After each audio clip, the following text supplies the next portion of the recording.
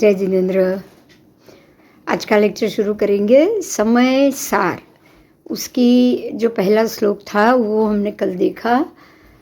इष्ट देव को नमस्कार था, नमः समय साराय।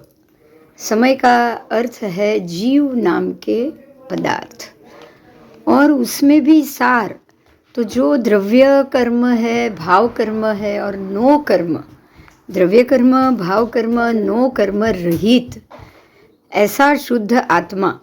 समय सार का अर्थ हुआ कि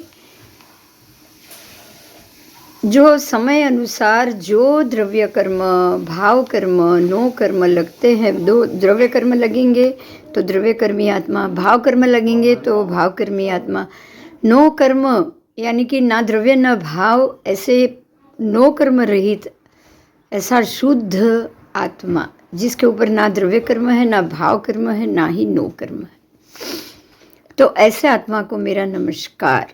उसका अर्थ हुआ नमः समय साराय। वो कैसा है? वो शुद्ध सत्ता स्वरूप वस्तु है और उसी विशेषण से उसको यहाँ बताया गया है।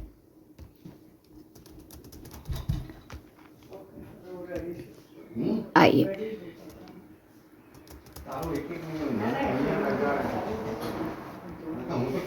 ऐसा आत्मा जिसका स्वभाव चेतना गुण रूप है और इस विशेषण से गुण तथा गुणी का सर्वथा भेद मानने वाले नैयायिकों का निषेध हुआ। ये कैसा है? ये आत्मा कैसा है? अपने ही अनुभव रूप क्रिया से वो प्रकाशित है, अपने ही गुणों से वो अपने आप को जानता है, प्रकट करता है, अपने ही विशेषण से वो प्रकट होता है।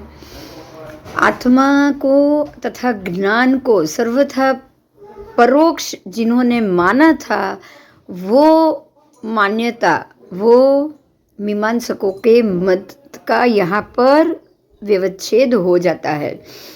क्योंकि जो ऐसा मानता है कि आत्मा और ज्ञान परोक्ष है, आत्मा से ज्ञान अलग है, तो वो बिल्कुल ये मत यहाँ पर व्यवच्छेद साबित होता है। क्योंकि आत्मा स्व अनुभूति चकासते, अपने ही अनुभवन रूप क्रिया से वो प्रकाशित है, अपने ही ज्ञान से अपने आप को जानता है, वो प्रकट करता है। ठीक है, तो आत्मा और आत्मा से ज्ञान परोक्ष है ही नहीं, क्योंकि आत्मा ही ज्ञानमय है, ज्ञान गुणमय है, और उसी कारण से वो अपने आप को गुणवान या ज्ञानवान रूप में प्रकट करता है। तो सीधी बात यहाँ से ये मत का विच्छेद हो जाता है कि जो ये मानता है जैमिनीय, फिर भट्ट, फिर प्रभाकर, जैमिनीय भेद, भट्ट भेद, प्रभाकर, ऐसे बहुत सारे मीमांसकों की यहाँ बात की, सारे मीमांसकों के मत का व्यवच्छेद हो गया। ठीक है, तो ज्ञान अन्य से जान सकते हैं, ये बात गलत साबित हो गई। ज्ञान स्वयं से ही जान सकते हैं, बराबर, और खुद अपने आप को नहीं जानता, ये बात भी प्रतिषेध हो गया। अपने से अन्य सर्व जीव, अजीव, चराचर पदार्थ, सर्व क्षेत्र काल संबंधी, सर्व विशेषण सहित ऐसे सभी को एक ही समय में जानने वाला होने से इसको समय सार कहा गया है। बराबर, ये एक ही समय में वो जानते हैं, एक ही समय में वो अपने आप को प्रकट भी करता है, और इसी कारण से वो एक ही समय में उनको यहाँ बताया गया है। आइए, अब आगे दूसरा श्लोक आएगा। दूसरे श्लोक में ये बताया गया है, प्रगटे निज अनुभव करे सत्ता चेतन रूप, सौ ज्ञाता लखीने नमु समय सार सहूबू। वो जो गाथा थी उसी का ही ये गुजराती रूपांतर है। प्राकृत की गाथा या संस्कृत में बताई है कि प्रगटे निज अनुभव करे, निज के अंदर, अपने अंदर ही वो अपने स्वभाव को प्रकट करता है। चेतन रूप उसकी सत्ता है, सत्ता में वो चेतनवंत है, अपने ही निज स्वरूप का वो अपने ही अनुभव को वो प्रकट करता है। और सौ ज्ञाता लखीने नमो, वो संपूर्ण रूप से ज्ञानी है। ऐसे समय सार सहु भूप, सर्व राजाओं में भी ये राजा है, ऐसा समय सार। समय सार का अर्थ यहाँ पर आत्मा कहा गया है, जो प्रत्येक समय को जानता है, प्रत्येक पूर्व आने वाला समय, भूतकाल, वर्तमान और भविष्य काल, तीनों कालों को सर्वथा सर्व रूप से जानने वाला, इसलिए उसको समय सार कहा। ये प्रत्येक समय का सार आत्मा खुद है। आओ अभी जो दूसरा श्लोक है उसकी बात आएगी।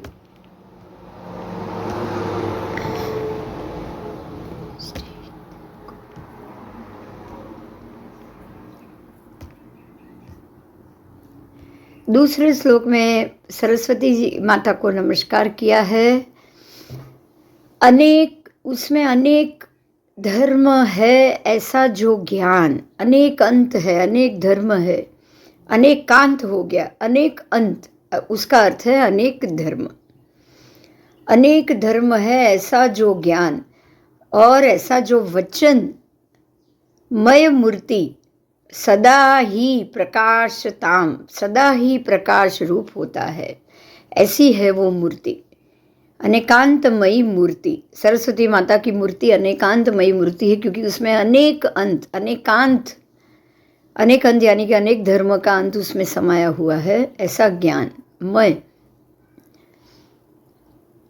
अनंत धर्मण प्रत्यगात्मन तत्वम, जो तत्व अनंत धर्म वाला है, जो परद्रव्यों से और परद्रव्य के गुण पर्यायों से भिन्न है, परद्रव्य के निमित्त से होते अपने विकारों से कथनचित भिन्न है। ठीक है, जो परद्रव्यों से भिन्न, परद्रव्य के गुण पर्याय से भिन्न, परद्रव्य से भिन्न हो गया तो द्रव्य परद्रव्य के गुण पर्याय से भी वो भिन्न ही होगा। ठीक है, स्वद्रव्य के अंदर आएगा तो ही ज्ञान स्वद्रव्यमय है, ज्ञान कभी भी परद्रव्यमय नहीं हो सकता। ठीक है, तो इसीलिए सरस्वती देवी भी परद्रव्य के निमित्त से होते हुए विकारों से भिन्न है, परद्रव्य से भी भिन्न है। तो आत्मा भी ऐसा ही है, तो आत्मा ही ज्ञानमय हो गया, आत्मा एक ज्ञान ही आत्मामय हो गया, आत्मा ही ज्ञानमय हो गया। तो हम जो सरस्वती माता, जो जिनको नमस्कार करते हैं, वो ही हमारा आत्मा है, हमें ये समझना है। आप सरस्वती माता को वंदन करो या आप अपने आत्मा, ज्ञानमय आत्मा को वंदन करो, एक ही बात है। ऐसे आत्मा के तत्व को जो असाधारण सजातीय विजातीय द्रव्यों से विलक्षण है, ऐसे निज स्वरूप को, अपने ही स्वरूप को, अपनी ही मूर्ति को अवलोकन करना है, उसको देखना है, और उसी मूर्ति का आशीर्वचन रूप नमस्कार यहाँ किया गया है। तो सरस्वती जी की मूर्ति माननी है आपको, ये नहीं मानते वक्त, उनका नमन करते वक्त आपको ये सोचना है कि ये मम परम विशुद्धि, ये मेरी ही परम विशुद्धिमय मूर्ति है, ये मेरा ही आत्मा है जो बिल्कुल परम विशुद्ध बनकर ज्ञानमय हुआ, ज्ञान ही आत्मा, आत्मा ही ज्ञान। तो सरस्वती माता की मूर्ति ही ज्ञानमय और ज्ञान ही माता की मूर्ति। ठीक है, तो शुद्ध चिन्मात्र मूर्ति भवतु समय सार व्याख्या, यही स्व अनुभूते, अपनी ही अनुभूति है सरस्वती माता की मूर्ति, जो अनेकांतमयी है, सर्व ज्ञान सर्व धर्म का अंत उसी के अंदर आ गया, सर्व पदार्थों के तत्व को जानने वाला, बताने वाली ज्ञान रूप और वचन रूप अनेकांतमयी सरस्वती माता की मूर्ति ही आत्मा है। आत्मा ज्ञानमय है, सरस्वती माता की मूर्ति भी ज्ञानमय है, दोनों अनेकांत है, दोनों में अनंत धर्म का अंत हुआ है।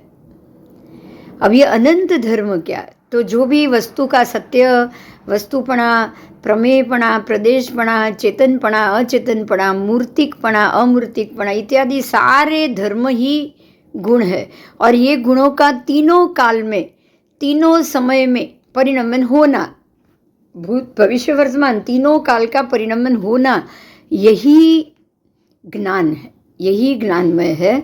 और तीनों काल का ज्ञान हो जाता है, ऐसा आत्मा ही सरस्वती के मूर्ति के समान और अनेकांत धर्म समान हो गया।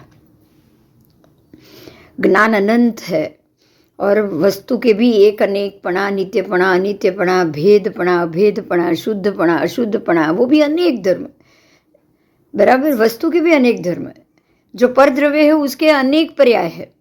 तो सामान्य रूप से जो जो धर्म वचन गोचर है, ऐसे सारे धर्म जो वचन का विषय ही नहीं है, मात्र दर्शन का विषय, और सारे अनंत धर्म, अनंत दर्शन, अनंत सर्व ज्ञानमय, सर्व ज्ञान उसका त्रिकाण ज्ञान है, भूत काल का ज्ञान, वर्तमान काल का ज्ञान, भविष्य काल का ज्ञान। जो सर्व ज्ञानमय है वो ही आत्मा है, आत्मा ही ज्ञानमय है, ज्ञानमय ही आत्मा है, और वही सरस्वती माता की मूर्ति रूप है। इसीलिए उसमें भी अनंत धर्म समाये हुए। आओ, इस प्रकार से आपके ये श्लोक में आत्मा के अनंत धर्मों का चेतनपना बताया, जो दूसरे अचेतन द्रव्य में नहीं है, लेकिन चेतनमय ऐसे आत्मा में ये अवश्य है।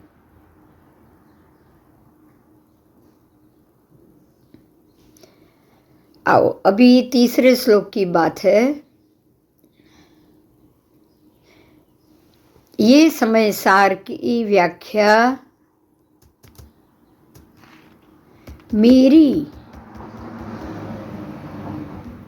अनुभूति से, यानी कि अनुभव रूप परिणति से, परम विशुद्धि से, जो समस्त रागादि विभाव परिणति रहित ऐसे उत्कृष्ट निर्मलता युक्त थाओ। जो आत्मा की परिणति है वो परम विशुद्ध थाओ, समस्त रागादि विभाव युक्त थाओ और उत्कृष्ट निर्मलता युक्त थाओ। वंदितु सर्व सिद्धे ध्रुवम अचलम अणोवम अगदिम पत्ते वोच्छामि समय पाहुडम इणमो श्रुत केवली भणिंदम। इस प्रकार से श्रुत केवली ने ये बताया है कि मेरा जो अनुभव्य रागादि परिणामों की व्याप्ति है वो निरंतर मैली है, कल्माशित है, वो निकलकर आत्मा का जो ज्ञानमय स्वरूप है वो शुद्ध उत्कृष्ट निर्मलता युक्त थाओ परम विशुद्धि परिणति को पाए। ठीक है, परम विशुद्धि परिणति को वो तभी पाएगा जब समस्त रागादि और समस्त विभाव परिणति को वो खत्म कर देगा। और समस्त राग समस्त विभाव को खत्म होने से ही उत्कृष्ट निर्मलता प्राप्त होगी और वो ही आत्मा का केवल ज्ञान होगा। तो यहाँ ये गाथा से ये कहा है कि मेरी परिणति भी इस प्रकार से पाओ, प्राप्त को इस प्रकार की परिणति को प्राप्त हो।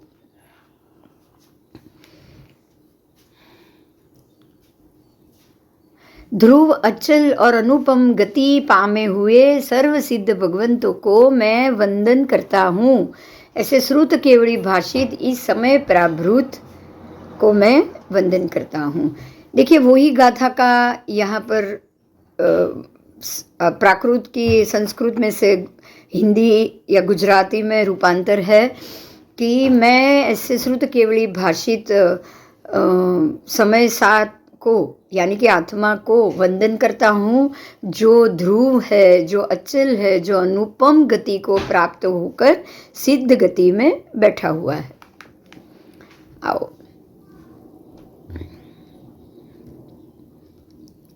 ध्रुव यानी कि जो हमेशा अचल है, वो कभी भी वहाँ से अब हटेगा नहीं।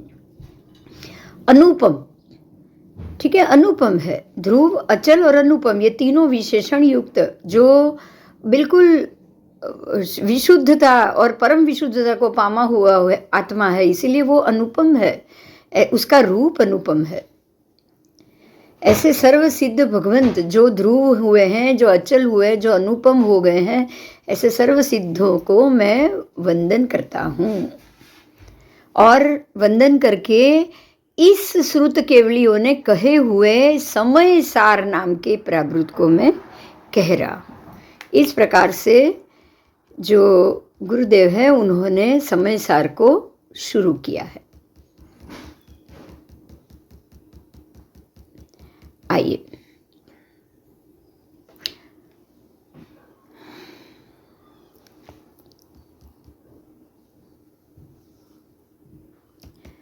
आगे की गाथा जाएंगे।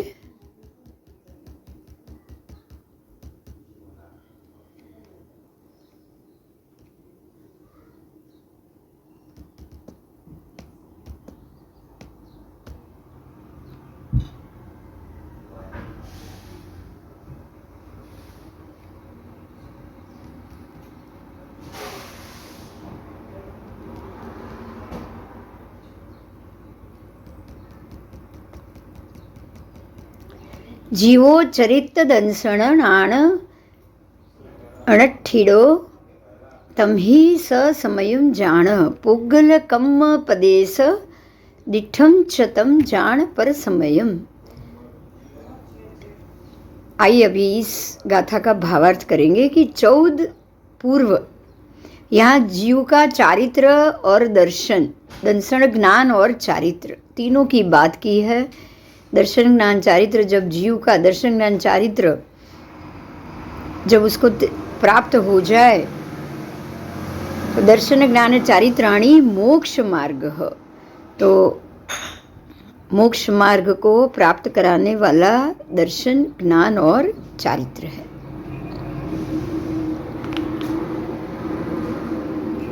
उसकी बात की है।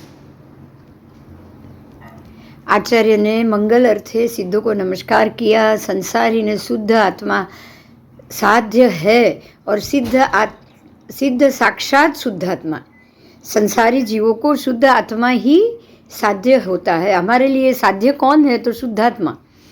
तो शुद्धात्मा सिद्ध भगवंत ही साक्षात शुद्धात्मा है, इसीलिए हमें सिद्ध भगवंत को ही नमस्कार करना उचित है।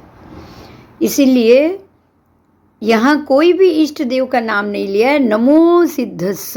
और ये हम जानते हैं कि जब भी तीर्थंकर परमात्मा जब भी केवल दीक्षा लेते हैं तब वो समव शरण में आते हैं और अपनी स्थान को ग्रहण करते हैं, तब वो 2 हाथ जोड़ के नमो सिद्धस्स जरूर बोलते हैं।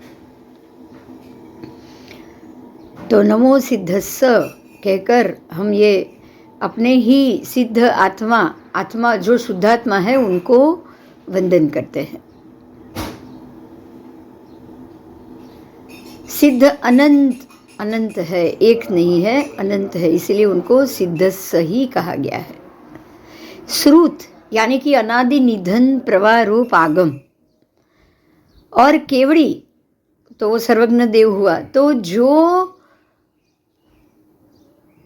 अनादि निधन प्रवाह रूप आगम को बताने वाले हैं और जो केवड़ी भगवंत है, जिनका दर्शन ज्ञान चारित्र सारे तीनों काल के सर्वभाव को जो जानते हैं, उनको सर्वज्ञ देव यानी कि केवली कहा गया है। इसलिए श्रुत केवली का अर्थ ये हुआ कि गणधर देव आदि विशिष्ट श्रुत ज्ञानधर, जिन्होंने श्रुत तीर्थंकर परमात्मा से श्रुत सुनकर ज्ञान को आत्मसात किया है और वो खुद केवली हो चुके हैं, तो ऐसे श्रुत केवली यानी कि जो केवली हो चुके हैं, ऐसे गणधर आदि केवली भगवंत और उनके द्वारा बताई हुई आगम वाणी, क्योंकि अब केवली श्रुत केवली भगवंत के द्वारा बताई हुई आगम वाणी छद्मस्थ नहीं होती है। छद्मस्थ यानी अल्पज्ञानी की नहीं कही जाएगी। छद्मस्थ ऐसे हैं जिनको केवल ज्ञान नहीं हुआ और उनके अल्प ज्ञान से, अपनी बुद्धि से पदार्थ का स्वरूप जब वो बताएंगे तब वो सत्य असत्य असत्यार्थ हो सकता है। लेकिन जब श्रुत केवली कि जिन्होंने तीर्थंकर परमात्मा से सुना हुआ आगम है और जो केवल ज्ञान को धारण करने के बाद हमको आगम के अनादि निधन प्रवाह को वो बता रहे हैं, हमको हम तक पहुंचा रहे हैं, ऐसे श्रुत केवली सर्वज्ञ देव ही होते हैं। तो उनकी कही हुई कोई भी बात छद्मस्त नहीं होती, वो अपनी बुद्धि से पदार्थ का स्वरूप नहीं बताते हैं। इसीलिए उनसे जो कही गई बात है वो सर्वथा सत्य मानकर ही हमें ग्रहण करनी है। तो ये गाथा में जीव चरित दर्शन ज्ञान स्थित, यानी कि जीव चारित्र दर्शन ज्ञान चारित्र से स्थित ऐसा स्वसमय यानी कि खुद का आत्मा, समय का मतलब ही आत्मा है, ठीक है। तो जो जीव दर्शन ज्ञान चारित्र के साथ स्थित होकर बैठा है, ऐसा स्वसमय यानी कि सिद्धात्मा निश्चय से, ऐसा स्वसमय खुद का आत्मा निश्चय से सिद्धात्मा जानना चाहिए। ये गाथा का ये अर्थ है। जीव चरित दर्शन ज्ञान चारित्र से स्थित ऐसा जीव स्वसमय, उसी समय उस वक्त वो सिद्धात्मा निश्चय से जानना चाहिए। स्थित कर्म पुद्गल के प्रदेश पर, यानी कि आत्म प्रदेश पर स्व पर समय जीव जानना। अगर यदि जीव के ऊपर कर्म पुद्गल के प्रदेश स्थित हो तो वो पर समय जीव जानना चाहिए। यहाँ संसारी जीव को पर समय जीव कहा है और सिद्धात्मा के जीव को स्व समय जीव निश्चय से कहा गया है। बहुत अच्छे से दोनों चीज को बता दिया है कि कर्म पुद्गल अगर आत्म प्रदेश पर स्थित है तो वो आत्मा पर समय है, वो और जो आत्मा अपने दर्शन ज्ञान चारित्र में स्थित है, अपने दर्शन ज्ञान चारित्र में स्थित होकर बैठा है, वो स्व समय निश्चय से जानना है। तो बहुत अच्छे से यहाँ समझाया है कि स्व समय आत्मा क्या है, पर समय आत्मा क्या है। हम सब संसारी जीव हैं, भटक रहे हैं, घूम रहे हैं, तो हमारा आत्मा जरूर पर समय, और ये स्व समय है जो दर्शन ज्ञान चारित्र का धारक बन चुका है, जो तीनों काल के सर्व चीज को देख सकता है, जान सकता है, बता सकता है, और जो अब स्थित हो चुका है, अब वो वहाँ से वापस नहीं आएगा, ध्रुव हो चुका, अचल हो चुका, अनुपम हो चुका है, ऐसा स्व समय यानी कि सिद्धात्मा। अब यह आत्मा स्व समय यानी कि सिद्धात्मा निश्चय से जानना है। और जो जीव कर्म पुद्गल के भार के नीचे स्थित है, अपने सारे प्रदेश के ऊपर कर्म पुद्गल लेकर बैठा हुआ है, वो निश्चय से पर समय जीव जानना है। ये हुई हमारी दूसरी गाथा। बहुत अच्छे से यहाँ समझाया है उसको। आइए मैं उसकी श्लोक संस्कृत में बोलूंगी। जीव चरित्र दर्शन ज्ञान स्थित तम ही स्व समयम जानी ही, पुद्गल कर्म प्रदेश स्थितम चतम जानी ही पर समयम। आइए अब उसके बाद की हम गाथा देखेंगे।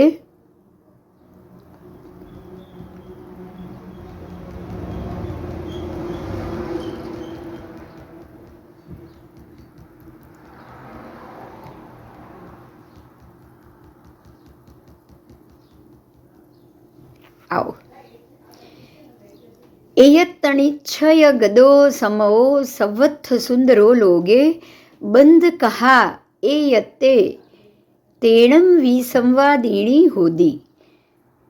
इसी में ही इसको थोड़ा सा खोल के बताया है। एकत्व निश्चय गत, ठीक है, एकत्व निश्चय से एकत्व गत समय आत्मा सर्वत्र सुंदरो लोके, और बंध कथई कत्वे तेन विसंवादिनी भवती। जो यहाँ जो जीव पदार्थ की बात की है उसको हमको समझना है। एकत्व निश्चय गत समय सर्वत्र सुंदर लोक में उससे बने वीखवादिनी बंधन कथा एकत्व में। इसका अर्थ है एकत्व निश्चय को जो प्राप्त, एकत्व निश्चय, पृथकत्व वितर्क सविचार, एकत्व वितर्क सविचार। पृथकत्व वितर्क, आप अलग अलग मुद्दे पे विचार करो और एक ही मुद्दे पे विचार करो, तो एकत्व निश्चय, एक ही निश्चय को प्राप्त हो चुका हो, एक ही निश्चय यानी कि दर्शन ज्ञान चारित्र, सर्व दर्शन को जिसने प्राप्त कर दिया, सर्व ज्ञान को प्राप्त कर दिया, सर्व चारित्र को जिसने प्राप्त कर दिया, ऐसा एकत्व निश्चय जिसको प्राप्त हो चुका है, ऐसा समय, ऐसा जो आत्मा है वो सर्वलोक में सर्वत्र सर्व रूप से सुंदर अनुपम है, सर्व रूप से वो सुंदर है। इसीलिए एकत्व में दूसरे के साथ बंध की कथा विरोध यानी कि विसंवाद खड़ी करने वाली है, बराबर। क्योंकि जब एकत्व में आप आ गए हो तो अब बंध का प्रश्न ही नहीं है। अब कहोगे कि इनको कोई बंध होगा ना, अब वो जब आप एकत्व में आ चुके हो तो पृथकत्व आने का संभव नहीं होगा। जब आप एकत्व दर्शन ज्ञान चारित्र को प्राप्त कर चुके हो तो पृथकत्व पर द्रव्य में फिर से बंधने की कोई संभावना नहीं होती, कोई संभावना। ऐसा विसंवाद होता है, ऐसा विरोध होता है, और वो विरोध एकत्व निश्चय को प्राप्त आत्मा को आपको कभी भी नहीं करना चाहिए। ठीक है, तो यहाँ खास ये बताया गया है कि एकत्व निश्चय को प्राप्त हो चुके ऐसा आत्मा धर्मास्तिका, अधर्मास्तिका, आकाशास्तिका, काल, पुद्गल, जीव द्रव्य, ऐसे षड द्रव्य रूप लोक में सर्वत्र जितने भी पदार्थ है, जितने भी द्रव्य है, वो द्रव्य, सभी द्रव्य से वो मुक्त हो चुका है। ठीक है, तो एकत्व निश्चय को प्राप्त ऐसा आत्मा ही सिद्धात्मा है, और वो कभी भी अब दूसरे द्रव्यों से बंधने वाला नहीं है। ये हुई हमारी तीसरी गाथा। तो बहुत अच्छे से समझाया है सभी गाथाओं को, और हम इसको अच्छे से समझ पाएंगे। आइए आगे। सुद परिची दाणु बुधा स्वस्वी काम भोग बंध कहा, एयत्तस्सुवलंभोणवरी न सुनहो विहतस्स। आइए अब इसका अर्थ करेंगे। श्रुत परिचित, जो आत्मा श्रुत से परिचित हो चुका है, श्रुत अनुभूत, अब वो श्रुत को अपना अनुभूत बना चुका है। अनुभूत होना यानी कि खुद उसके बराबर हो जाना। देखिए ध्यान से सुनिएगा, आत्मा और ज्ञान, आत्मा ज्ञानमय है, ज्ञान ही आत्मामय है। ज्ञान हमेशा शुद्ध ज्ञान, सम्यक ज्ञान ही आत्मामय है, आत्मा ही ज्ञानमय है। तो आप उसमें ओतप्रोत हो जाओ। जब भी जीव अपने स्वभाव में, अपने अपने स्वभाव में निश्चय से ओतप्रोत हो जाए, उसका स्वभाव ही ज्ञान, उसका गुण ही ज्ञान है। जब वो अपने इस गुण को आत्मसात कर लेता है तब वो अपने अपने स्वभाव में आ जाता है। निश्चय से सर्व पदार्थ अपने अपने स्वभाव में चले जाएंगे। निश्चय से दर्शन अपने स्वभाव में जाएगा, ज्ञान अपने स्वभाव में जाएगा, चारित्र अपने स्वभाव में जाएगा। निश्चय से सर्व पदार्थ अपने अपने स्वभाव में चले जाए, स्थित हो जाए और वहाँ हमेशा के लिए स्थित हो जाए, तब वो बहुत ही अति शोभनीय बन जाता है। तब वो बिल्कुल अनुपम रूप वाला बन जाता है जो शोभनीय है। तो श्रुत परिचित अनुभूत सर्व, वो जिनको वो अनुभूत हो गया है, अब उन सबको, ऐसे सभी जीवों को काम भोग बंधन की कथा पर से अलग एकत्व की उपलब्धि, बराबर, काम भोग बंधन से वो दूर हो गए। आप जब सर्व आपने अपने ज्ञान को आत्मसात कर लिया तो अब आप काम भोग बंधन से दूर हो गए हो, पर से अलग हो गए हो। पर यानी कि आपका जो शरीर धारण करने की प्रक्रिया थी, पर यानी षड द्रव्य, पर यानी कि षड द्रव्य, आप उससे अलग हो गए हो। देखिए यह ध्यान से सुनिएगा, जहां सिद्धात्मा है वहां कोई षड द्रव्य नहीं है। षड द्रव्य का अर्थ होता है कि आत्मा को षड द्रव्य के अधीन, संसारी आत्मा को रहना ही पड़ेगा, क्योंकि वो कर्म काम भोग के बंधन में बंधने वाला है। उसके लिए धर्मास्तिकाएं चाहिए ताकि वो मूवमेंट ले पाए, उसको अधर्मास्तिकाएं चाहिए ताकि वो स्थिर हो पाए। उसको कभी घूमना है, कभी अटकना है, कभी घूमना है, कभी सोचना है, कभी सो जाना है, कभी जागना है, कभी मूवमेंट करनी है, तो उसको धर्मास्तिकाएं चाहिए, अधर्मास्तिकाएं चाहिए। उसको रहने के लिए आकाशास्तिकाएं चाहिए, उसको रहने के लिए 14 राजलोक चाहिए, फिर काल चाहिए, समय समय अनुसार उसको आयुष्य पूरी करके दूसरे आयुष्य दूसरे भव में भी जाना है तो काल भी चाहिए, पुद्गल द्रव्य भी चाहिए ताकि अलग अलग भव में वो अलग अलग शरीर ले पाए, कार्मण वर्गणा भी चाहिए जो 14 राजलोक में ठास ठास कर भरी हुई है, सर्व गति भी चाहिए जो 14 राजलोक के अंदर ही भरी हुई है। समझ में आ रहा है? तो ये आपको यहाँ ही समझ में आएगा कि जो पद निश्चय से, जो समय, जो जीव अपने आप को श्रुत परिचित कर कर, अनुभूत श्रुत को अनुभूत करके, जिसने अपने सर्व दर्शन ज्ञान चारित्र को अनुभूत करके अपने आप को समय बना दिया, अपने आप को एक सिद्धात्मा बना दिया, अब उसको ना धर्मास्तिका की जरूरत है, ना अधर्मास्तिका की जरूरत है, ना पुद्गलास्तिका की जरूरत, ना ही उनको काल की जरूरत है, ना ही उनको कार्मण वर्गना चाहिए। बराबर, वो अब स्थिर हो चुके, मतलब सिद्धात्मा में जहां सिद्ध भगवंत है वहां ये सब कुछ है ही नहीं, वहां कोई षड द्रव्य नहीं है। आपको ये याद रखना है बस। अगर षड द्रव्य हो उनको वापस मूवमेंट आएगी, जबकि उनको है ही नहीं मूवमेंट, उनको जरूरत ही नहीं है। क्यों चाहिए उनको षड द्रव्य? आप सोच सकते हो। षड द्रव्य में वो रह ही नहीं सकते क्योंकि वो स्थिर हो चुके। षड द्रव्य में वो ही जीव रहेगा जो काम भोग बंधन की कथा में बंधा हुआ है। ये आत्मा पर से अलग हो चुका है, एकत्व में पहुंच चुका है, निश्चय से वो एकत्व प्राप्त कर चुका है, निश्चय से। बराबर,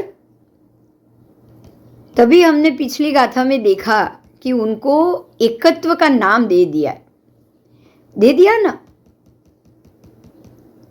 बोलो, क्योंकि वो एकत्व निश्चय को प्राप्त कर चुका है। एकत्व निश्चय, निश्चय से एकत्व, एकत्व निश्चय का अर्थ है वो निश्चय से एकत्व बन चुके हैं। अब उनको वापस कुछ भी पृथकत्व नहीं मिलेगा, पृथकत्व वो हो ही नहीं सकते। अगर वो पृथकत्व हो ही नहीं सकते तो वो 14 राजलोक में वापस षड द्रव्य में वो आ ही नहीं सकते। इसीलिए जहां पर सिद्ध क्षेत्र है वहां कोई भी द्रव्य नहीं, कोई भी द्रव्य नहीं। ठीक है ना? वो लोक है ना वो अलोक है। वो लोक के अंत के बाद उनका स्थान शुरू हुआ, लोकांत के बाद वो स्थित है। लोकांत से 1 योजन की जगह है, उसके बाद अलोक आकाश। लोकांत के बाद 1 योजन जितनी जगह, उसके बाद अलोक आकाश। लोकांत के 1 योजन के 6ठे भाग में वो स्थित है। अलोक के ऊपर उनका माथा अड़ा हुआ है, अलोक के ऊपर उनका माथा अड़ा हुआ है। तो ना वो लोक में है ना वो अलोक में है, वो सिद्ध क्षेत्र में है। तो वहां पर जहां पर वो है वहां एकत्व है, निश्चय से एकत्व निश्चय है। और वहां पर उनके लिए कोई भी कर्म बंध का कारण, काम भोग बंध का कारण नहीं है। आइए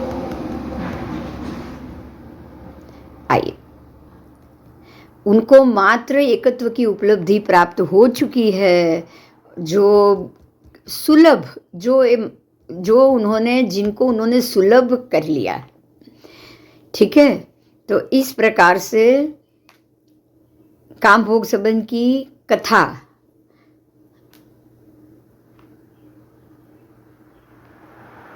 उनको पता चल गई इसलिए उन्होंने उसको त्याग कर दिया और अब वो ऐसे सुलभता के अंदर पहुंच चुके हैं जो मात्र एकत्व है, आत्मा का एकत्व उपलब्ध, आत्मा का एकत्व उपलब्ध। अब उस आत्मा को एकत्व उपलब्ध हो चुका है। एकत्व का उपलब्ध होना यानी कि एक ही पड़ा रहना। अब वो कभी भी पृथकत्व में नहीं आएंगे, अलग अलग भव परंपरा में वो नहीं जाएंगे। ठीक है, अब उनके लिए पृथकत्व सुलभ नहीं है। आओ,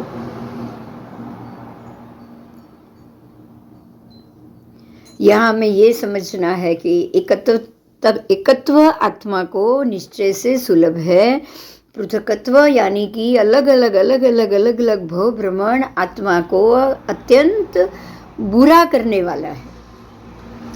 संसारी आत्मा, कषाय आत्मा, संसारी आत्मा, उनके लिए ये बहुत ही बुरा कर्म देने वाला कहा गया है। ठीक है, अनंत परावर्तों के कारण, देखिए यहाँ ध्यान से सुनिएगा, जो पृथकत्व है, जहाँ एकत्व नहीं है, वो पूरा संसार रूपी चक्र, उसके मध्य में स्थित ऐसा जीव लोक, संसार रूपी 14 राजलोक के अंदर ही ये जीव लोक स्थित है, जो संसार रूपी चक्र में स्थित है। और ये संसार रूपी चक्र निरंतर रूप से द्रव्य, क्षेत्र, काल, भाव और भव ऐसे अनंत परावर्तों के कारण आत्मा का भ्रमण करवाता रहता है। आत्मा को ऐसे अनंत परावर्तों के कारण भ्रमण प्राप्त होता रहता है।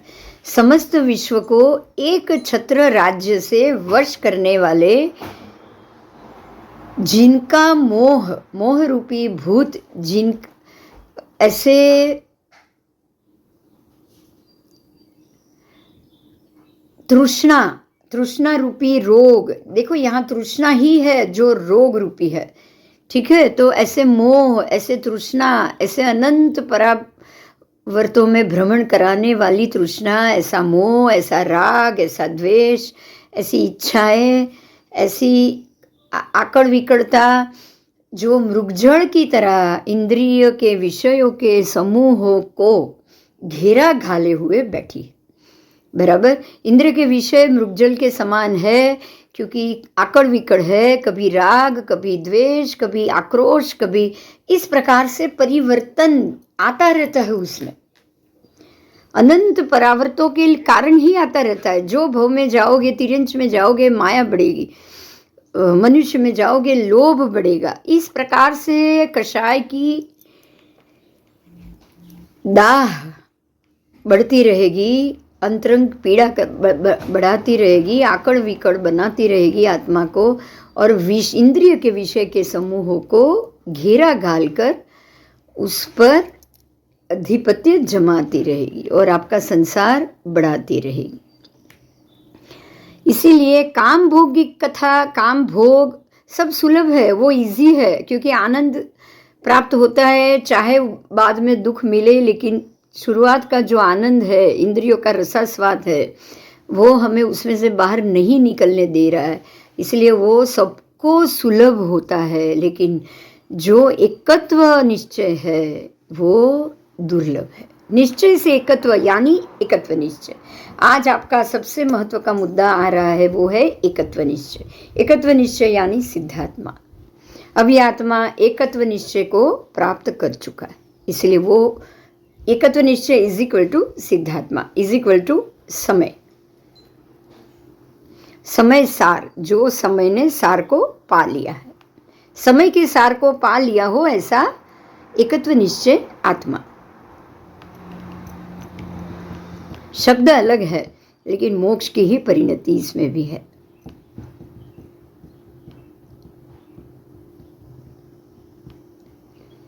आइए, निर्मल भेद ज्ञान रूप प्रकाश से बिल्कुल वो युक्त है ना, दर्शन ज्ञान चारित्र को प्राप्त कर चुका है, निर्मल ज्ञान, निर्मल दर्शन, निर्मल चारित्र से वो युक्त हो चुका है।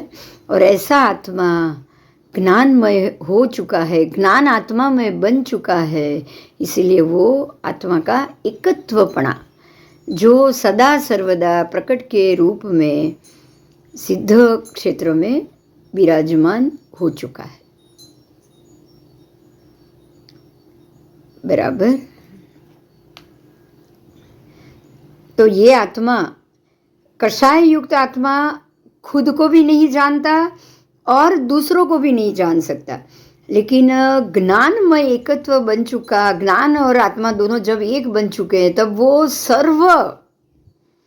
सर्व ज्ञान, सर्व दर्शन, सर्व लोक, सर्व समय, सर्वभूत, वर्तमान और भविष्य के सर्व पर्यायों को वो जान सकता है, देख सकता है, क्योंकि वो खुद ज्ञानी बन चुका है। कुछ नहीं है, वो खुद ज्ञान बन चुका है। सर्वज्ञ वही सर्व आत्मा।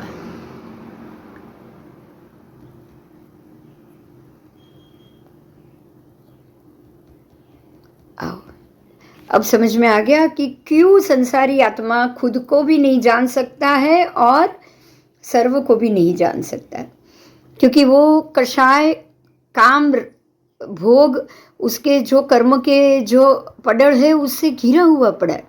उसके सारे आठों जो प्रदेश है, जो ज्ञान के जो प्रदेश है, वो सारे कर्म के पड़लों से लिप्त हुआ पड़ा है। वो लिप्त होने के कारण अपने ज्ञान स्वरूप को वो प्रकट नहीं कर सकता।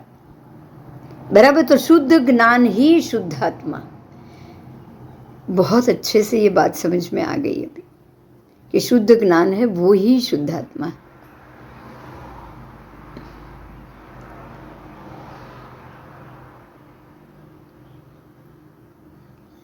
ठीक है, अब आगे की गाथा देखेंगे।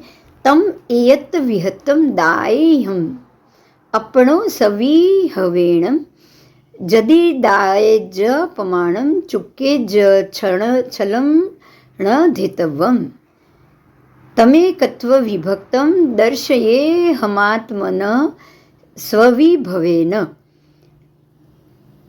यदि दर्शयेयम प्रमाणम स्खलेयम छलम न गृहीतव्य। ठीक है, तो हमने प्राकृत संस्कृत दोनों शब्द दोनों समझे। अब इसको हम समझेंगे कि इस लोक में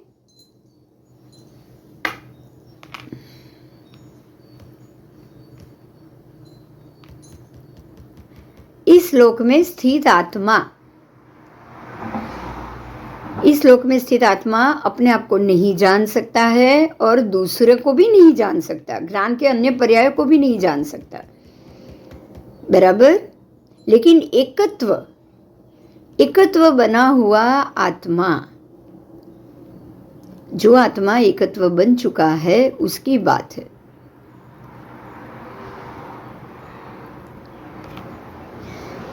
वो आत्मा खुद को भी जान सकता है और सर्व को भी जान सकता है। इसीलिए जीवों को भिन्न आत्मा का एकत्व बताया है। दर्शाना एक विभक्त ए आत्मा तणा निज विभव से दर्शावू तो करजो प्रमाण न दोष ग्रह स्खलना यदि।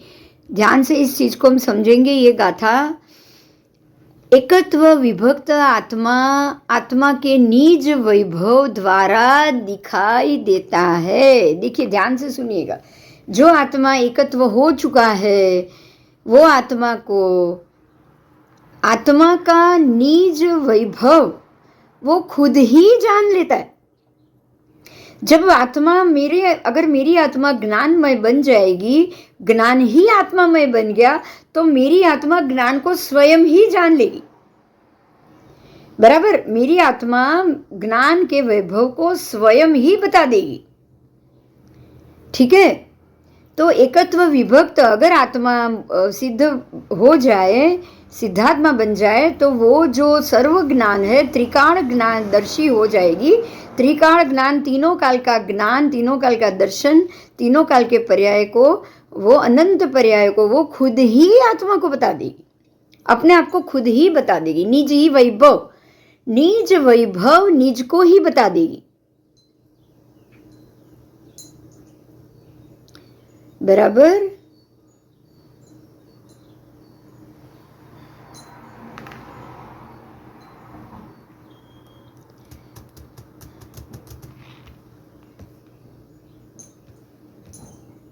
क्योंकि अब ये आत्मा में ना कोई दोष है, ना कोई ग्रह है, गजग्रह, ग्रह का मतलब गजाग्रह है, ना ही कोई स्खलना है। अब इसके अंदर ये तीन चीज है ही नहीं, है ही नहीं। तो जब ये तीनों चीज नहीं है तो ये लोक में प्रकट समस्त वस्तुओं का प्रकाश वो खुद ही कर लेगी। ज्ञान आत्मा में बन चुका है, आत्मा ज्ञान में बन चुकी है, तो तीनों काल का ज्ञान आत्मा खुद ही बता देगा, खुद ही प्रकट कर लेगा।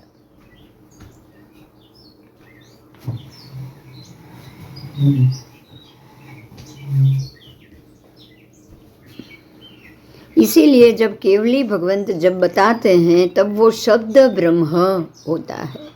मतलब उनके जो शब्द है, अब केवल ज्ञान होने के बाद सर्व ज्ञान को, सर्व दर्शन और चारित्र, सर्व पदार्थों के, सर्व काल के सर्व पर्याय वो सबको बताते हैं केवली भगवंत केवली होने के बाद। तो जब वो बताते हैं तब उनके शब्द ब्रह्म हो जाते हैं। शब्द ब्रह्म अरहत के परम आगम, तो उनके जो शब्द निकलते हैं वो हो गए परम आगम, है ना। तो आगम, इसीलिए आगम के शब्द, इसीलिए परमात्मा महावीर स्वामी और गौतम स्वामी के सवालों के जो भी जवाब देते हैं वो परम आगम कहलाते हैं। परमात्मा की वाणी से निकले हुए प्रत्येक शब्द ब्रह्म हो जाते हैं, ब्रह्म समान, समस्त लोक में प्रकट वस्तुओं के प्रकाशित करने वाले हो जाते हैं। इसीलिए आगम की वाणी को सर्वज्ञ, सब कुछ जानने वाले प्रभु की वाणी कही गई है। बराबर। और यही कारण है कि अरहंत के परम आगम के सामान्य धर्म, वचन गोचर सर्वधर्म के नाम आ जाए, वचन से अगोचर ऐसी कोई विशेष धर्म हो, ऐसा अगर हम अनुमान करें तो वो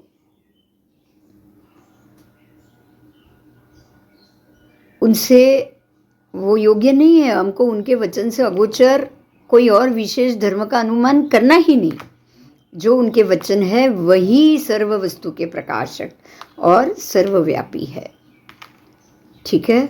इसीलिए केवली भगवंत के शब्द को क्यों इतना महत्व दिया गया है, क्योंकि वो शब्द परम गुरु सर्वज्ञ देव के सर्व ज्ञान से ही बाहर आए हुए। ये शब्द ब्रह्म सर्व वस्तुओं का प्रकाशक है। निर्मल विज्ञान घन, अब उनका आत्मा भी विज्ञान निर्मल हो चुका है, घन हो चुका है, विज्ञान से घन हो चुका है। बराबर। अंतर निर्मग्न परम गुरु सर्वज्ञ देव और अपर गुरु गणधर आदि सर्व केवड़ी भगवंत, बराबर, उनके द्वारा कही हुई आगम वाणी, दिगंबर संप्रदाय ने उनको परम आगम बताया और हमारे जो श्वेतांबर संप्रदाय है उसमें भी उनको द्वादशांगी बताई गई। तो उनके लिखे हुए प्रत्येक शब्द शुद्ध आत्म तत्व के अनुग्रह रूप उपदेश होते हैं, संपूर्ण रूप से ज्ञान है, इसको हमें समझना है। तो ऐसे ज्ञान का कभी भी अनादर नहीं करना है। ठीक है।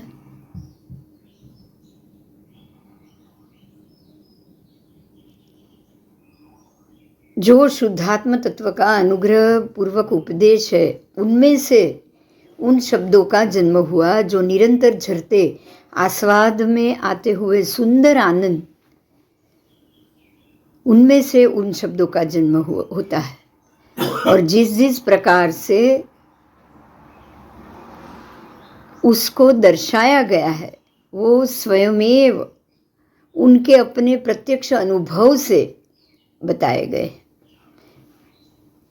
बराबर। तो इसीलिए आगम शास्त्र समुद्र के प्रकरण उनके प्रत्येक अर्थ प्रधान है और उनके अर्थ का ही हमें ग्रहण करना चाहिए। यहाँ ये महत्व है कि आगम के शब्द शुद्ध ज्ञानी के ही शुद्ध ज्ञान के रूप में बाहर आए हुए, ऐसे शब्द ब्रह्म का हमें मान करना चाहिए। आइए अब गाथा नंबर 6।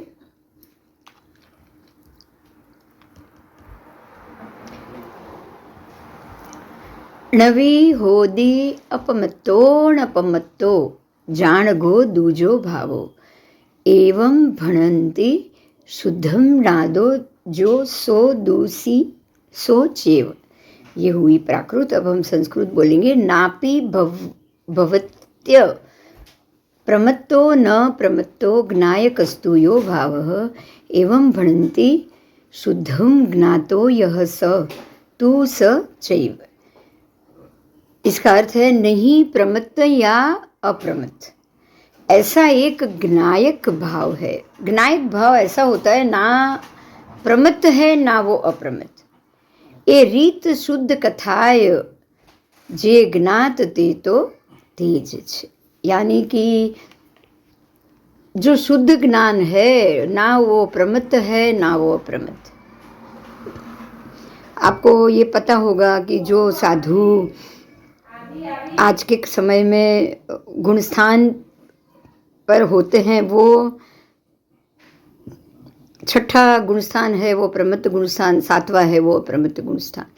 लेकिन ज्ञान, शुद्ध आत्मा जो केवल ज्ञानी बन चुके हैं, वो होते हैं सहयोगी केवड़ी गुणस्थान, यानी कि 13वें गुणस्थान पे। तो छठा सातवां जो प्रमत्त अप्रमत्त स्थान है वो तो उन्होंने बाहर ले लिया है, वो उससे बाहर निकल चुके हैं। प्रमत्त होगा तो कभी अप्रमत्त बनेगा। सिर्फ अप्रमत्त नहीं कहा जा सकता, अप्रमादी तो वो है ही नहीं, लेकिन वो सहयोगी केवली है। ठीक है, इसलिए ना वो प्रमत्त है ना ही वो अप्रमत्त भी। एक रूप से प्रमत्त अप्रमत्त तो वो हो सकते हैं, लेकिन सहयोगी केवड़ी। जब वो केवड़ी हो चुके हैं तो अप्रमत्त की बात ही नहीं आएगी। यहाँ जो ज्ञायक भाव है, जो ज्ञायक भाव की बात की है, ना वो भाव ना अप्रमत्त है ना प्रमत्त है।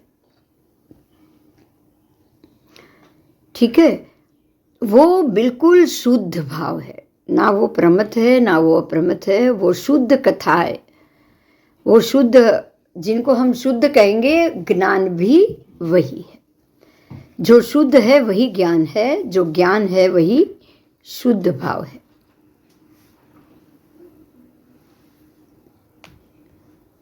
इसीलिए सिद्धात्मा को शुद्धात्मा भी कहा गया है। ठीक है, अपने आप सिद्ध हुए, खुद ही सिद्ध हुए, खुद ही ज्ञान, शुद्ध ज्ञान को प्राप्त होकर ज्ञेय बन चुके हैं। ज्ञायक भाव उनमें उत्पन्न हो चुका है और ये अनादि सत्ता रूप है, किसी से नहीं उत्पन्न हुआ है, खुद ने उत्पन्न किया। बराबर, अनादि है, अब इसकी आदि नहीं है, ये सत्ता में आ चुका है, अब वो वापस जाएगा नहीं, अंत होगा नहीं उसका।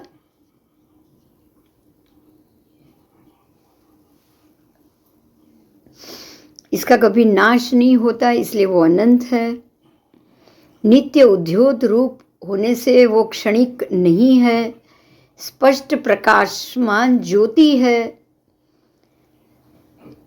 जैसे स्पष्ट प्रकाशमान ज्योति होती है, ऐसा ही ज्ञायक एक भाव होता है। वो संसार की अवस्था में अनादि बंध पर्याय की निरूपणा से, अपेक्षा से, संसारी जो बंध है वो क्षीर नीर की तरह कर्म पुद्गलों को एक रूप होकर बांध के बैठा हुआ संसारी जीव जैसा उनका आत्मा नहीं है। ठीक है, एक प्रकाशमान ज्योति के समान एक ज्ञायक भाव रूप आत्मा है। द्रव्य के स्वभाव की अपेक्षा दुरंत कषाय चक्र के उदय, ऐसे स्वभाव को वो परिणमन नहीं करता है, परंतु ज्ञायक भाव से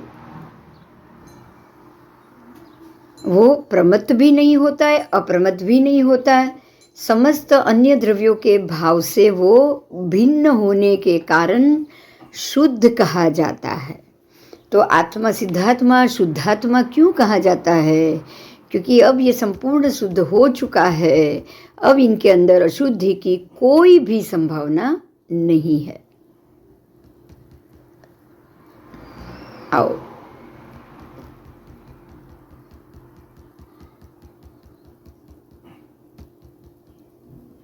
सात्वी गाथा। व्यवहारेणु वदी सदी णाणि स चरित दंसणम नाणम न वीणाणम च न चरितम न दंसणम जाणगो शुद्धो।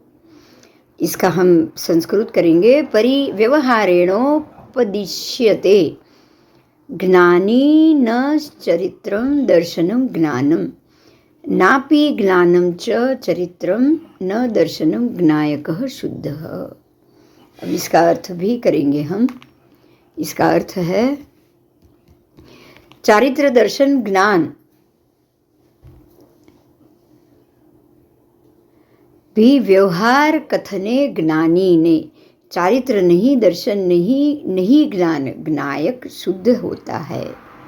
आइए, ज्ञानी को दर्शन ज्ञान चारित्र, चारित्र दर्शन ज्ञान, यहाँ ऐसे बोला है, या दर्शन ज्ञान चारित्र आप कैसे भी बोलो।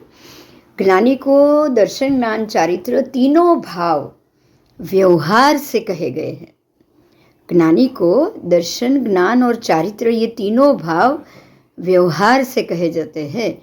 निश्चय से ज्ञान भी नहीं है, चारित्र भी नहीं है और दर्शन भी नहीं। ठीक है, व्यवहार से ज्ञान, ज्ञानी के अंदर, आत्मा के अंदर व्यवहार से दर्शन होगा, ज्ञान होगा, चारित्र होगा, लेकिन निश्चय से सिर्फ शुद्ध ज्ञायक है। वो बिल्कुल शुद्ध ज्ञान का धारक है, बस। ना उसमें दर्शन है, ना उसमें ज्ञान है, ना ही उसमें चारित्र है। ठीक है, व्यवहार से। इसीलिए एकत्व निश्चय कहा, आत्मा को एकत्व निश्चय से जानना है हमको, एकत्व व्यवहार से नहीं। अब यहाँ ये समझना है, जो संयोगी केवली है उनमें व्यवहार आएगा, लेकिन जो अयोगी केवली है, जो 14वें गुण स्थान में पहुंच चुके हैं, जो सिद्धात्मा बन चुके हैं, वहाँ सिर्फ एकत्व निश्चय आएगा। ठीक है, तो जो संयोगी केवली है उनमें चारित्र दर्शन ज्ञान तीनों व्यवहार से उपलब्ध है, क्योंकि वो व्यवहार से साधु के रूप में है। आपको ये पता होगा कि प्रभु महावीर स्वामी ने केवल ज्ञान होने के बाद, प्राप्त होने के बाद 16 वर्ष तक वो संयोगी केवली के रूप में विचरे। तब उनको व्यवहार से, एकत्व से, केवली ज्ञानी होने के बावजूद व्यवहार से दर्शन भी था, ज्ञान भी था, चारित्र भी था। लेकिन जब वो सिद्ध भगवान सिद्धात्मा में चले गए तो समय सार बन जाने के बाद, समय को सार प्राप्त हो जाए, उसके बाद जब एकत्व निश्चय में वो पहुंच जाता है, तब उनके अंदर ना दर्शन है, ना ज्ञान है, ना चारित्र है, व्यवहार से कुछ नहीं है, बल्कि निश्चय से मात्र शुद्ध ज्ञायक ही होते हैं, शुद्ध ज्ञान के धारक। आइए, तो ऐसे ज्ञायक आत्मा दर्शन ज्ञान चारित्र से भी व्यवहार से विद्यमान नहीं होता।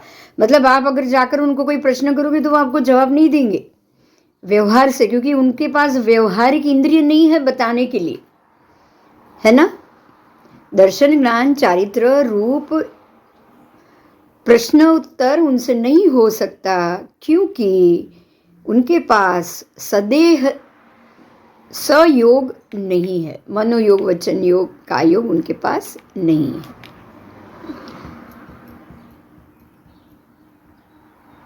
आइए,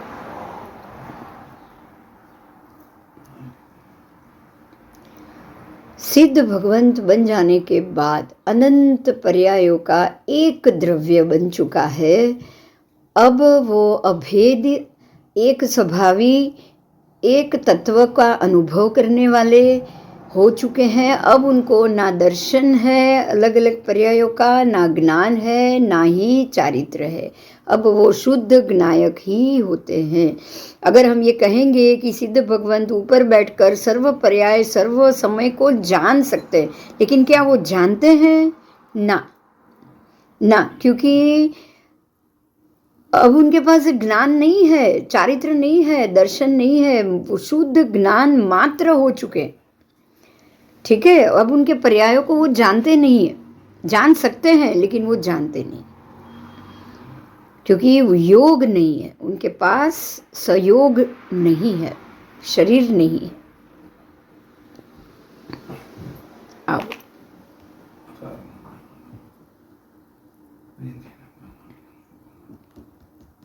उनके पास व्यवहार से दर्शन ज्ञान चारित्र नहीं। बहुत अच्छा है, बहुत अच्छे से समझाया है।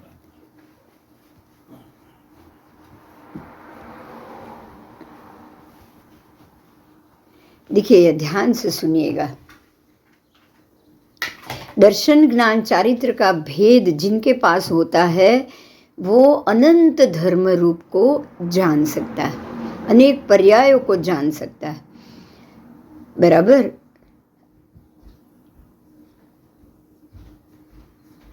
जो ज्ञानी को दर्शन है, ज्ञान है, चारित्र है, वो अभेद में भेद कर सकता है, क्योंकि वो व्यवहार है। अभेद में भेद करना ही व्यवहार है। परमार्थ की विचारणा की जाए तो अनंत पर्यायों का एक द्रव्य, अनंत पर्यायों को एक द्रव्य अभेद रूप करके बैठा है, इसलिए उसमें कोई भेद नहीं कर सकता। ठीक है, अनंत पर्यायों का अब वो एक द्रव्य बन चुका है, वो अभेद बन चुका है। तो व्यवहार से वो अनंत पर्यायों का भेद करने में कर सकते हैं लेकिन करते नहीं, कर सकते हैं लेकिन करते नहीं। ठीक है,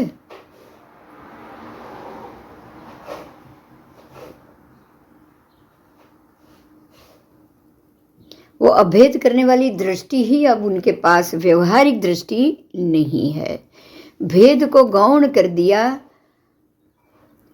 भेद दृष्टि की निर्विकल्प दशा ही नहीं है। देखो, बहुत अच्छा बताया यहाँ कि भेद दृष्टि करने वाली निर्विकल्प दशा ही नहीं है, सरागी को ही विकल्प होता है। ऐसी जो भेद दृष्टि करने की निर्विकल्प दशा जो होनी चाहिए वो सरागी को होती है, वीतरागी को नहीं होती है। वितराग होने के बाद भेद अभेद रूप वस्तु का वो खुद ज्ञाता हो चुके हैं। अब वो सहयोगी केवली भी नहीं, जब तक सहयोगी केवली है तब तक वो भेद अभेद रूप वस्तु का निर्विकल्प दशा को प्राप्त हो सकते हैं। अब अयोगी केवली बनने के बाद, सिद्धात्मा बन जाने के बाद यहाँ कोई भेद अभेद रूप नय का आलंबन ही नहीं रहता। अब यहाँ व्यवहार नय का कोई आलंबन नहीं है। अब यहाँ निश्चय नय आ चुका है।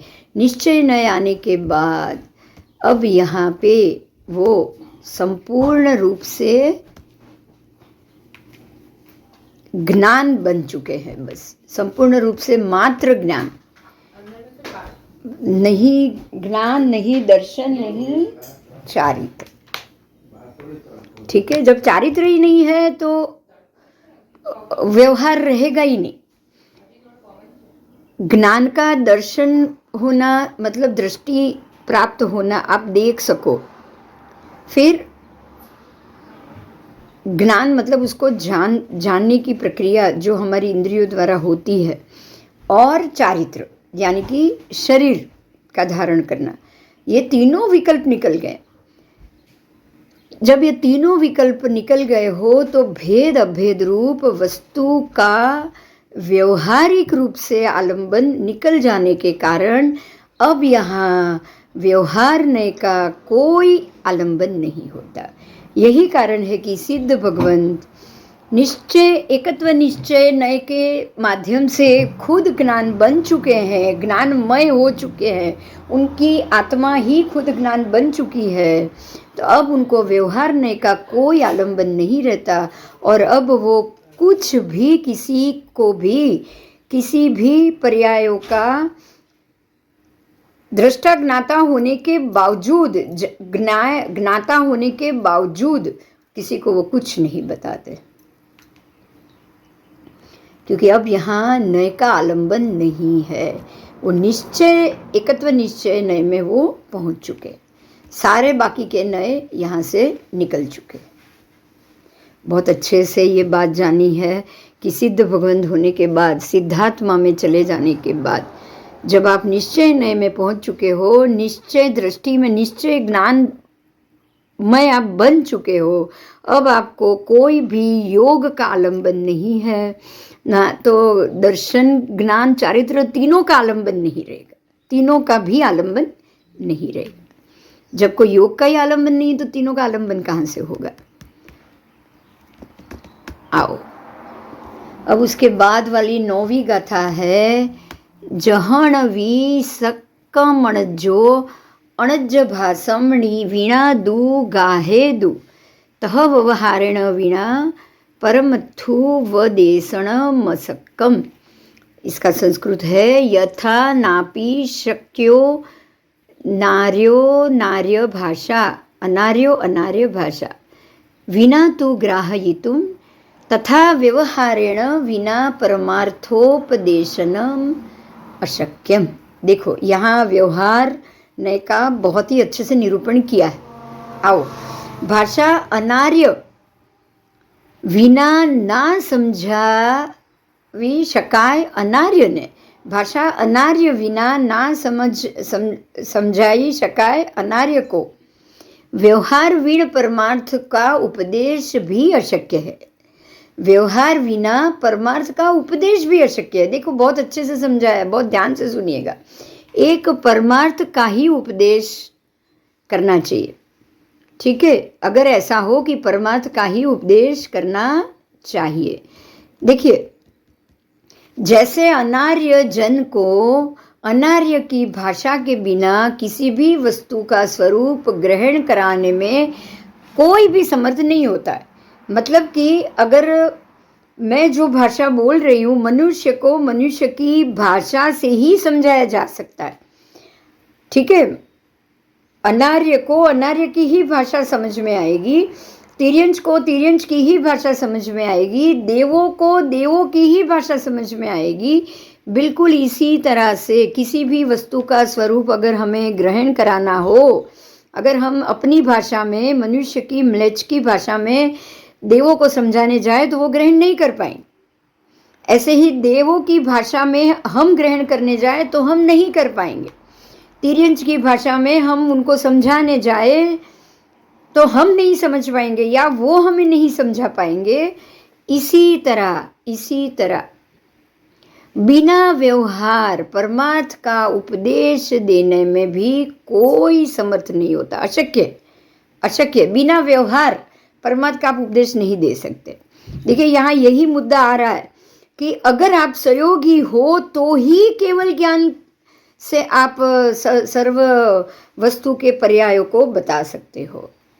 सहयोगी हो तो ही, केवल ज्ञानी हो लेकिन सहयोगी भी होना जरूरी।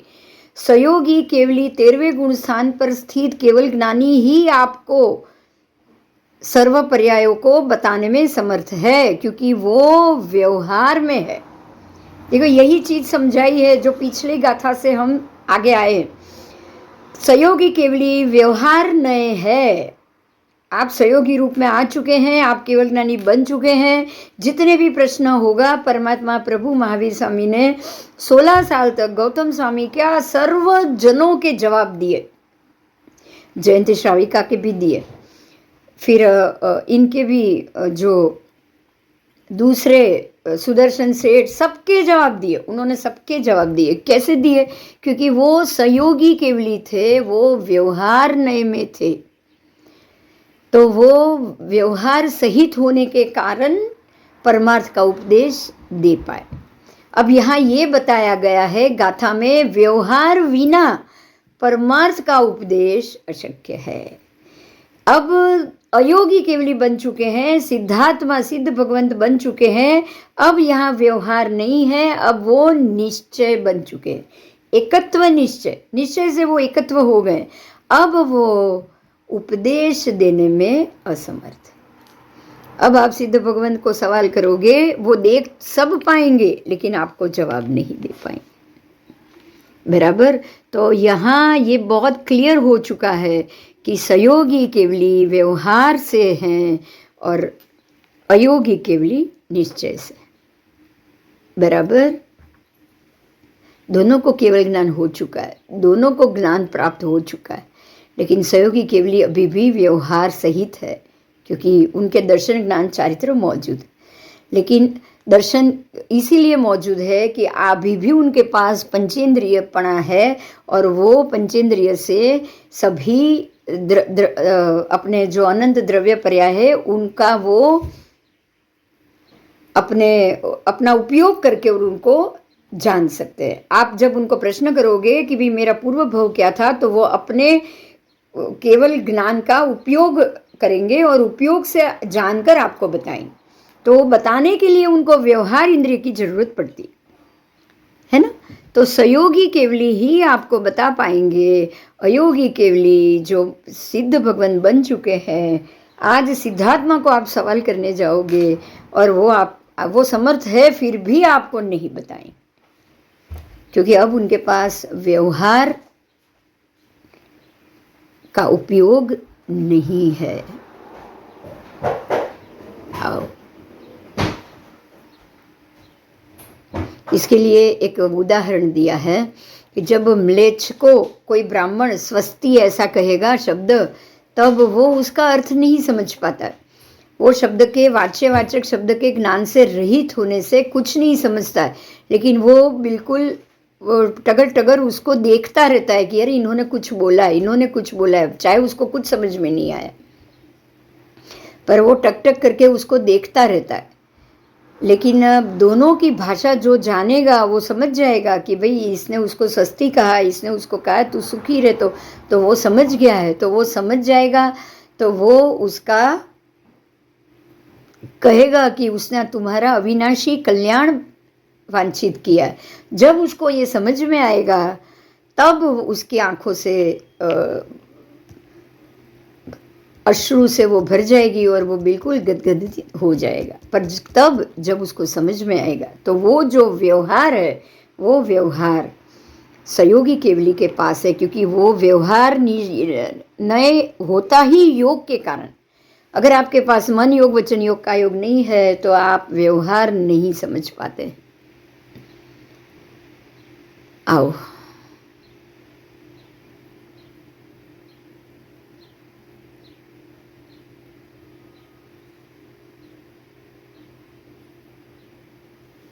तो ये बहुत अच्छे से समझ में आ गया हमको। जो ही सुदेण ही गच्छति अपाण मीणम तु केवलम शुद्धम तम श्रुत केवलीम इसीणो भणंती लोय पदिवयरा। देखिए यही बात को यहाँ संस्कृत में देखेंगे, समझाया है कि लोग शुद्ध नए को नहीं जानते, क्योंकि शुद्ध नए का विषय अभेद है। ये हमने देख लिया, अभी एकत्व है, अभेद है, वो शुद्ध नए है, शुद्ध नए ही निश्चय नए। पर हम अशुद्ध नए को जानते हैं, देखिए, क्योंकि वो व्यवहार से युक्त है। अशुद्ध नए यानी व्यवहार से युक्त ऐसा नहीं, उसके बहुत प्रकार के भेद है, अनेक प्रकार के भेद है। व्यवहार के द्वारा ही हम अनेक प्रकार के भेद को समझ पाते हैं।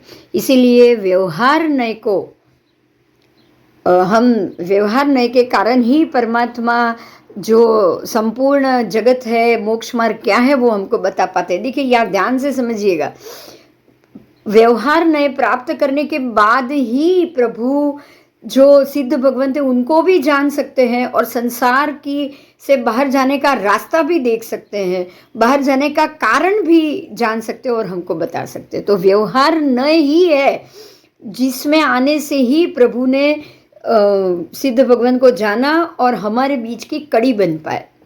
निश्चय और बाकी के नए के बीच की कड़ी, संसार और मोक्ष मार्ग के बीच की कड़ी व्यवहार नए के कारण ही बन पाए हैं। व्यवहार नए के कारण ही वो मोक्ष का उपदेश कर पाए हैं।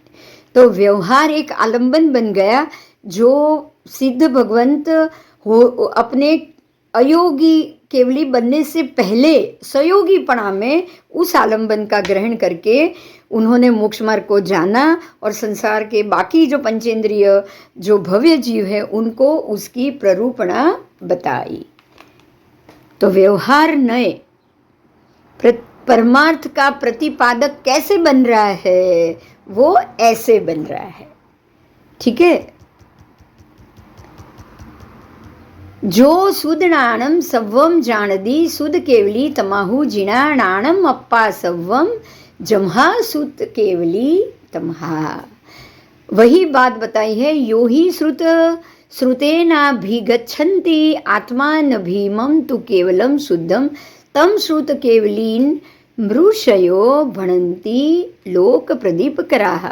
यह श्रुत ज्ञानम सर्वं ज्ञानाति श्रुत केवलीनम तमाहुर्जिनाः ज्ञानात्मात्मा सर्वं यस्मात् श्रुत केवली तस्मात् युग्मम। देखिए ये दोनों जो गाथा है वो संस्कृत बताई और उससे जो अर्थ हो रहा है वो ध्यान से सुनिएगा। श्रुत से खरे जे शुद्ध केवल जानता है, इस आत्मा को लोक प्रदीप करा ऋषि श्रुत केवली उसे कहे।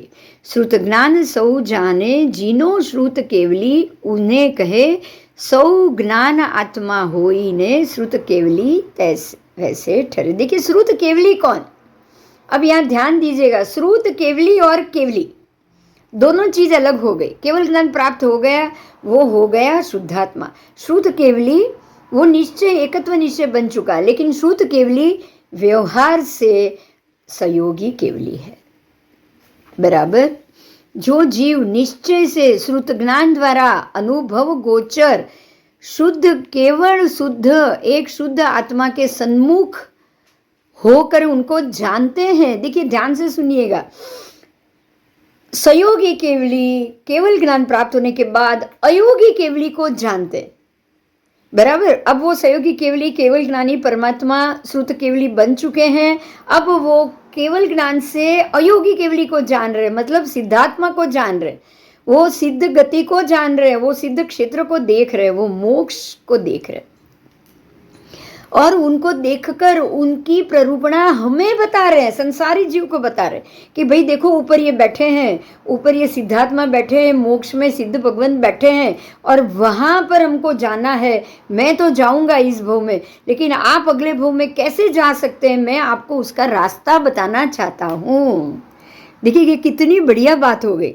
निश्चय नए में जाने से पहले परमात्मा सहयोगीपणा में व्यवहार नए में रहते हैं। निश्चय नए व्यवहार नए क्या है, हम उसको कुछ और ही समझ रहे हैं, हम उसकी भाषा का उनके शब्द का रूपांतर कुछ और ही कर रहे हैं। लेकिन यहाँ ये समझना है कि निश्चय नए यानी कि मोक्ष में जाने से पहले वो शुद्धात्मा जब योगी है, जब वो सहयोगी केवली के 13वें गुण स्थानक में है, वहाँ वो बरसों तक रहेगा। प्रभु महावीर 16 वर्ष तक रहे। और ध्यान से सुनिएगा, सिमंदर स्वामी वहाँ 1 लाख पूर्व वर्ष तक रहेंगे। कितने? 1 लाख पूर्व वर्ष तक। और वो 1 लाख पूर्व वर्ष तक समस्त उसी विदेह के जितने भी जन हैं उनको ये बताएंगे कि भाई मोक्ष क्या है। निश्चय से एकत्व निश्चय से जो आत्मा शुद्ध बन जाएगा वो, और आप संसारी कषाई आत्मा जो आत्मा के और काम भोग से बंधे हुए हो, वहां तक आप कैसे पहुंच पाओगे? अब समझ में आया कि जो आज सिमंदर स्वामी हो या जो भी परमात्मा विहरमान है, वो 1,00,000 पूर्व वर्ष तक व्यवहार नय से हमें मोक्ष मार्ग की प्ररूपणा करते हैं, और वो व्यवहार नय से ही दर्शन ज्ञान चारित्र को जानते हैं, देख सकते हैं, सर्व पर्याय को देख सकते हैं। सर्व जन के सर्व पर्याय आप जाकर प्रश्न करो, आपको बताए, आपको सारी बात बताए, आपके सारे सवाल के जवाब देंगे। ऐसे ही ये कुंदकुंदाचार्य जी वहां गए, 8 दिन रहे और उन्होंने सब चीज को जाना। ठीक है, तो यहाँ ये जानना है कि व्यवहार नए सहयोगी केवलीपणा में होता है, और निश्चय एकत्व निश्चय नए अयोगी केवली बनने के बाद आत्मा जब सिद्ध गति में 5 ऋष्वाक्षर जितने ही समय में वो मोक्ष मार्ग में पहुंच जाए, सिद्धात्मा बन जाए, तब वो एकत्व निश्चय हो गया। तो ये हो गया निश्चय नय, और ये हुआ व्यवहार नय। आज हमने व्यवहार नय और निश्चय नय की गाथा बहुत अच्छे से जानी, बहुत अच्छे से जानी। तो श्रुत केवली जो सहयोगी केवली है, जो आपके प्रश्न बता रहे हैं, जो श्रुत से केवल शुद्धात्मा को जानते हैं, वो श्रुत केवली, और जो श्रुत से केवल शुद्धात्मा को जानने के बाद संसारी जीवों के आत्मा के भी सर्व द्रव्य पर्यायों को, सर्व काल को, सर्व द्रव्य सर्व अनंत पर्यायों को अपने दर्शन ज्ञान चरित्र के द्वारा जानते हैं, वो हुआ व्यवहार नय।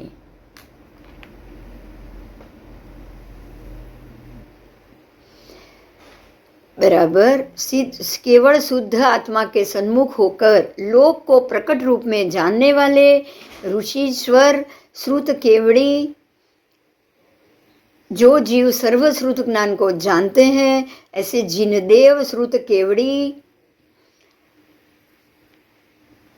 कहे गए हैं, क्योंकि ज्ञान ही आत्मा है। ठीक है, जो श्रुत से श्रुत शुद्ध आत्मा को जानते हैं वो श्रुत केवड़ी, और जो यहाँ श्रुत केवड़ी बनकर 1,00,000 पूर्व तक महाविदेह के पूरे 20 के 20 विहरमान देव आज जगन्य से उत्कृष्ट से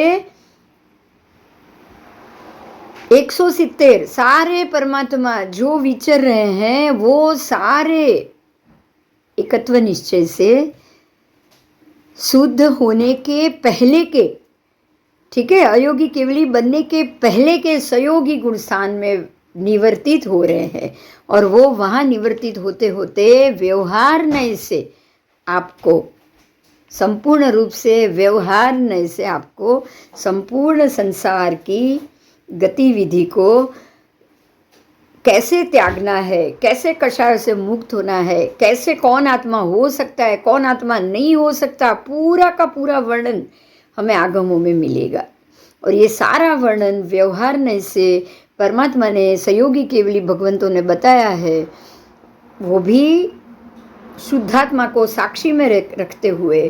तो इस प्रकार से हमें ये एकत्व निश्चय और अनेकत्व, पृथकत्व, व्यवहार, उसका भेद हमें समझना चाहिए। तो ये आज का ये समय सार के 1 से 10 गाथा हुई। आज के ये एपिसोड में 1 से 10 गाथा है, आप उसको ध्यान से समझिएगा, सुनिएगा। बहुत बहुत अच्छे से इसमें सब सिद्ध भगवंत और संसारी जीव के बीच में खास करके सहयोगी गुण स्थान को इसमें बहुत अच्छे से निर्वर्तित आत्मा को, ज्ञानमय आत्मा को बताया गया है। सहयोगी ज्ञानमय आत्मा, अयोगी ज्ञानमय आत्मा दोनों अलग है।